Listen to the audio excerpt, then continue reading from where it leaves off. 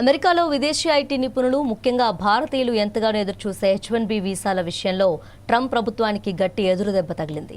కొత్త H1B వీసాల జారీపై అధ్యక్షుడు డొనాల్డ్ ట్రంప్ విధించిన ఏకంగా $1,00,000 భారీ రుసుమును మసాచ్యూసెట్స్లోని బోస్టన్ ఫెడరల్ కోర్టు కొట్టివేసింది. ఈ నిబంధనను సవాల్ చేస్తూ 20 రాష్ట్రాల డెమోక్రటిక్ అటార్నీ జనరల్స్ దాఖలు చేసిన పిటిషన్పై విచారణ జరిపిన యుఎస్ డిస్ట్రిక్ట్ జడ్జి లియో సొరోకిన్ కీలక తీర్పునిచ్చారు. ట్రంప్ విధించిన ఈ భారీ రుసుము చట్టవిరుద్ధమైన పన్ను లాంటిదని, అమెరికా పార్లమెంట్ అనుమతి లేకుండా ఇలాంటి పన్నులు విధించే అధికారం అధ్యక్షుడికి లేదని స్పష్టం చేశారు.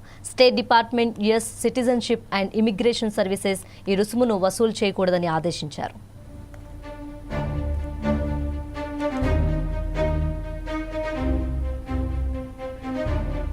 వాస్తవానికి గత సెప్టెంబర్లో ట్రంప్ ఈ వివాదాస్పద రుసుమును ప్రకటించారు. అమెరికా ప్రయోజనాలకు భంగం కలిగించే విదేశీయుల రాకను నియంత్రించే అధికారం వలస చట్టాల ప్రకారం అధ్యక్షుడికి ఉంటుందని, ఆ అధికారంతోనే ఈ నిర్ణయం తీసుకున్నామని వైట్ హౌస్ సమర్థించుకుంది. అమెరికన్ల ఉద్యోగాలను తక్కువ జీతాలకే వచ్చే విదేశీయులతో భర్తీ చేస్తూ H1B ప్రోగ్రాంను దుర్వినియోగం చేస్తున్నారని ట్రంప్ ఆరోపించారు. అయితే కోర్టు మాత్రం దీన్ని కేవలం రుసుముగా కాకుండా చట్టవిరుద్ధమైన పన్నుగా తేల్చింది. జాతీయ అత్యవసర పరిస్థితుల పేరుతో గతంలో ట్రంప్ విధించిన టారిఫ్లను సుప్రీంకోర్టు కొట్టివేసిన విషయాన్ని జడ్జి సరోకిన్ ఈ సందర్భంగా గుర్తు చేశారు. ఆ తీర్పు ప్రకారమే ఇమిగ్రేషన్ చట్టాన్ని వాడుకొని పన్నులు వసూలు చేసే హక్కు అధ్యక్షుడికి ఉండదని స్పష్టం చేశారు. వైట్ హౌస్ ప్రతినిధి టేలర్ రోజర్స్ మాత్రం ఈ తీర్పుపై హైకోర్టుకు వెళ్తామని, అప్పీల్లో తమకే అనుకూలంగా నిర్ణయం వస్తుందన్న నమ్మకాన్ని వ్యక్తం చేశారు.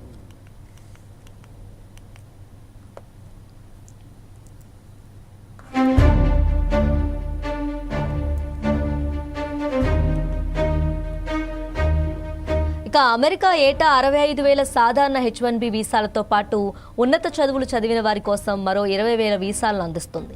ఈ వీసాల కాల పరిమితి 3 నుంచి 6 ఏళ్ల వరకు ఉంటుంది. సాధారణంగా కంపెనీలు ఒక విదేశీ ఉద్యోగిని తీసుకోవటానికి $2,000 నుంచి $5,000 వరకు మాత్రమే ఫీజు చెల్లిస్తారు. అలాంటిది ట్రంప్ ఏకంగా $1,00,000 ఫీజు పెట్టడంతో కంపెనీలకు భారం పెరిగింది. అయితే అమెరికాలోనే ఉంటూ స్టూడెంట్ వీసాల ద్వారా H1Bకి మారే పెద్ద సంఖ్యలో ఉండే అభ్యర్థులకు మాత్రం ఈ భారీ ఫీజు నుంచి మినహాయింపించారు. ఈ విపరీతమైన రుసుము వల్ల ఫిబ్రవరి 15 నాటికి కేవలం 85 మంది మాత్రమే ఈ ఫీజు చెల్లించినట్లు USCIS అధికారులు కోర్టుకు తెలిపారు. ఈ భారీ రుసుముతో పాటు H1B దరఖాస్తుల స్క్రీనింగ్ను కఠినతరం చేయటం, ఎక్కువ జీతాలు పొందే నైపుణ్యం ఉన్నవారికే ప్రాధాన్యత ఇచ్చేలా కొత్త ఎంపిక విధానాన్ని సైతం ట్రంప్ ప్రభుత్వం ప్రతిపాదించింది.